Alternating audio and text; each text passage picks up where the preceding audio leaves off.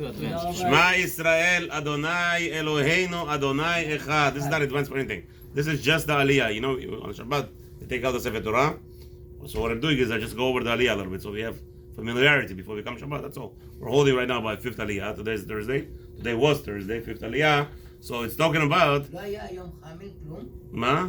לא, היו קוקיס, נגמר. מה היה? קוקיס? קוקיס, משהו פרש. הייתי צריך לשמור את זה לא, אבל הוא בא קצת אחרי. כן. Anyway, now the Aliya starts, Fifth Aliya starts chapter 29, Pasuk 19. לקחת את העיל השני ושמח. So now, what happens is, Aaron, they do the, we said that we are Magdish Aaron. This is the description of what, how Aaron became Kohen. So obviously there had to be some kind of differentiation between the nation and Am Israel, which is, you know, we're separated from the Goyim. But within us, there is also a small group of families which are elevated above the regular, which are Kohanim.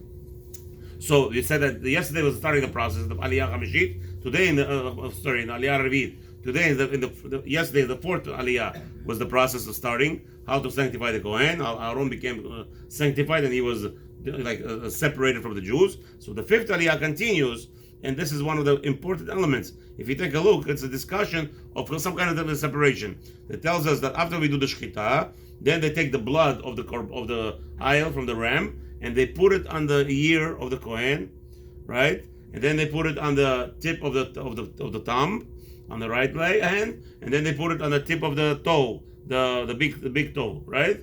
So this is where else do we see that? By the way, we're going to see that in Metzorah. We're going to see that the Metzorah was clarified. He became clean in that process also. Similar process that the Metzorah, who was Metzorah? He was Tameh, a person who was out of the camp, and now he came back in order to become purified. One of the process was that they take the blood and also put it on the tip of his ear, here on boch and or some say it's in the middle of the ear. Huh? No, inside here. In the middle. Inside of the ear. In the middle part, yeah. Because he said under the ear. I said under the ear. I'm mistaken. That's okay. So that's I meant right here in the middle. Right here in the middle. It's a machloket. Or this part. When I was growing up, we learned this part. Right. Okay, but they're learning over here also to do. So I don't know.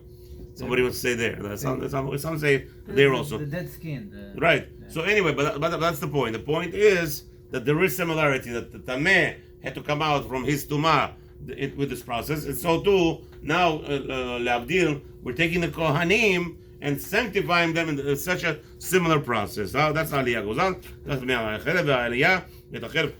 Then it goes in to the File of Hashem, ולקחת אותם בידם והקטרת המזבח על העולה ולריח ניחוח את השם שהוא להשם ולקחתם. So it continues. So what do you do after the section part discusses with this korban, it continues in this aliyah. Okay, now there was Shivat Yamim Il Bashem HaKohen. What happened was that once I don't know why he jumps into Aaron, but no, Nechol Kolam Be'el Hashem. Okay, ובגדי הקודש אשר לאהרון יהיו לבניו הרב למושכה בהם ולמלא בם את ידם. So now, שבעת ימים יבשם, הכהן תחתיו מבניו אשר יבוא אל אוהל מועד לשרת בקודש. והיה למילואים, תיקח ובשלת את בשרו במקום קדוש, ואכל אהרון ובניו את בשר העיל לבית המלכים אשר בשר. Okay, now, he's giving in this aliyah also, he's going to give the portions that the Kohanim get. Okay? So, it describes that certain korbanot the Kohanim are allowed to eat, and it tells you all of that. Okay, ועשית לאהרון בניו ככה, ככל אשר ציוויתי אותם, 7 ימים תמלאו ידם. Okay, this is talking about the first 7 days when the Mishkan was finally established, so that there's going to be a kapara. Also, don't forget, the same way you're going to sanctify the Kohanim, you have to sanctify the Mishkan. The Mishkan, which the utensils and everything in it, and the whole structure, the Mizbeach, everything that's going to be in there, that's going to also be elevated. So what's the elevation aspect? The elevation process is the same way the sanctification of the Kohen, and all this is working hand in hand. And that's what the Aliyah goes. The sixth Aliyah starts over here in chapter 29, 38. Pasuk v'zeh asher ta'aseh al ha-mizbech kvasim minei shana, shnayim l'yom v'lamid. Now also it's talking about Korban Tamid. In the morning they have to do a special morning korban to atone for the sins of last night of the Jewish nation, and then there's another korban has to be done in the evening time to atone all the sins of the day. So we have a 24-hour process of atoning of the Jewish nation. And again, don't forget the whole purpose of that. We already explained in the mitzvot portion in the two laws daily. Is that the whole concept is that when the people do sin, they stray away a little bit. But you don't get to do all the sin all the way, the bad things, unless it's little by little. It's creeping in. So God made us a beautiful thing. Hashem made us a beautiful thing. That twice a day we cleanse, so we stay in the proper izun.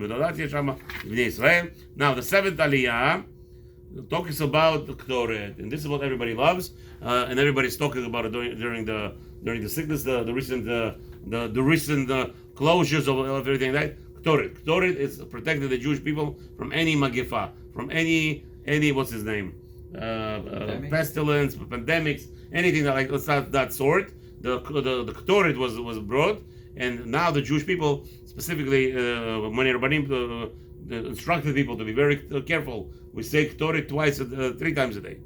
We say it in the morning before Shacharit, we say it at the end of Shacharit, and we say it also before Mincha. Mm-hmm. So the Ktoret is mentioned that, and people pray, daven, and they should actually, people try to use ktav on a cloth, real like a Sefer Torah, and in that manner, it actually sanctifies the nation and protects the nation from all the evil. And that's how the Parsha ends with this mitzvah.